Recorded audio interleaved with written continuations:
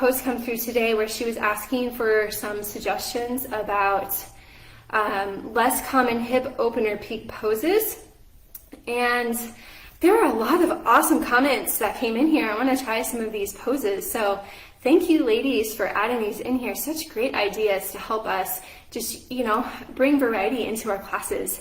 Some that I can see on there that I just wanted to throw in is, one is sundial. I'm not quite warmed up, so I won't be demonstrating that. But sundial, if you think, I can probably do it seated.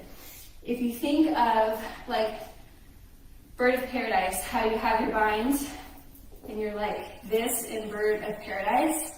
Well, sundial is taking your hand to the outside of your foot and doing this, but you're standing rather than seated. So it's much more accessible to do seated because you have more support on the earth with your bottom down rather than standing on one foot, and you're not stretching so much through the hips because one leg is facing forward rather than facing down.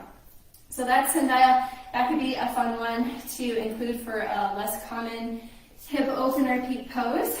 Another one that I didn't see is one-legged chair. So you create a figure four with your legs and sit into your chair pose here. And you can do a couple different things from here. You could bring your elbows down so your armpits come to your shin and make sure you sink your hips low. And you can also wrap around your base leg so that you're really feeling a deep stretch in your outer thigh.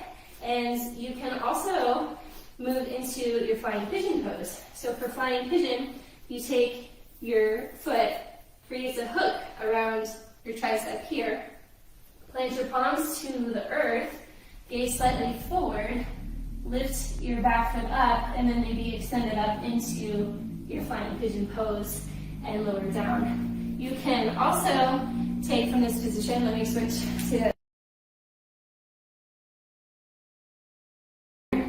So this is kind of like the starting point of your grasshopper pose, and this is really getting into your outer thigh and hip, is to take a twist, just like this. So this could be a great, less common hip opener peak pose that you do, and you're also adding in a twist for there. So Audrey, again, thank you for posting your question in the group, and I saw a lot of awesome comments that came in. So again, thank you, ladies, for sharing all of your thoughts on her question.